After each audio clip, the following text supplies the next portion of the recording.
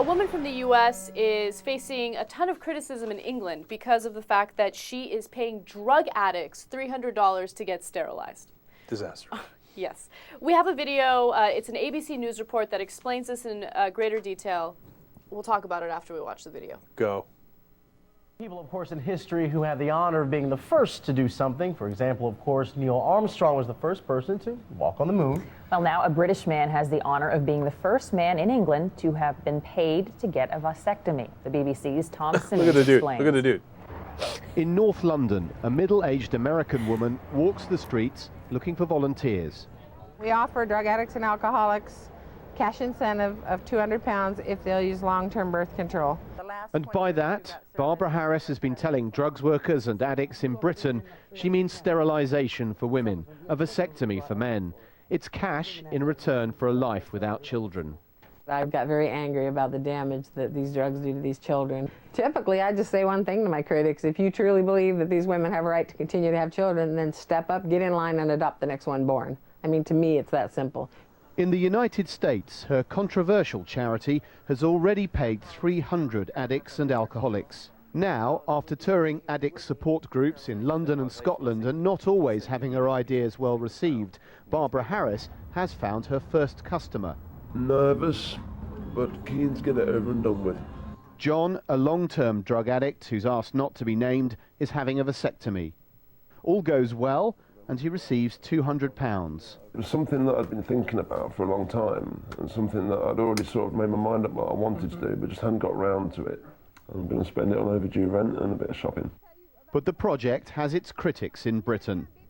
I don't think at all that there is a place for project prevention in the UK. It exploits very vulnerable people who are addicted to drugs and alcohol at probably the lowest point in their lives. I ain't used to shoot up, but Barbara Harris has been called a Nazi who offers bribes for babies' lives, but she insists she won't stop. Tom Simons, BBC News. All right. First, I love the anchor's face in the beginning. Like, Right. vasectomy. Yeah. Apparently, he's not buying it. Right. Has the honor of being the first man in England to have been paid to get a vasectomy. The BBC's Tom Oh, no, he did. Okay, so that's fun for everybody. Right. Number two, I hated her point about, well, if you disagree with me, then you got to adopt a crack baby. It's that simple, okay? No, I know, okay. I know. But wait a minute, I can't have an opinion on this without having to adopt a baby? Right. So, look, I don't quite agree. Adopt a baby. Wait a minute. Now, why do I have to, shoot.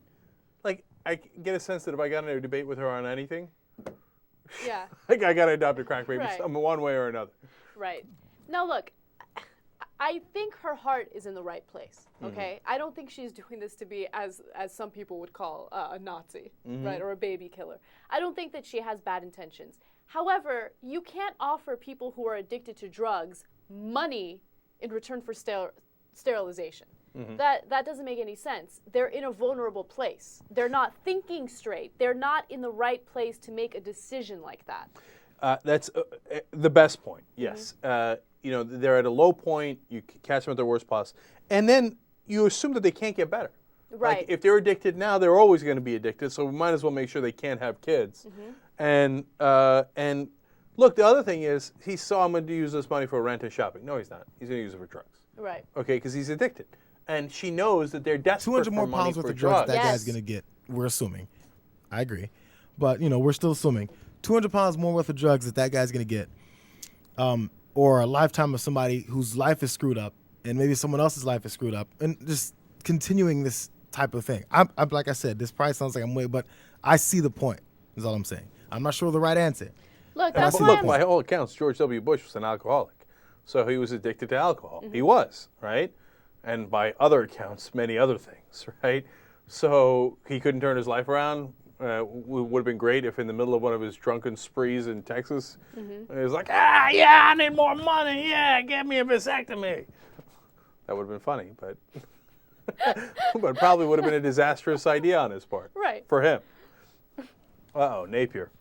It's too bad his dad, H.W. Bush, didn't have a vasectomy earlier on. Oh, Oh, zinger! zinger! He just dropped a Napier bomb on you.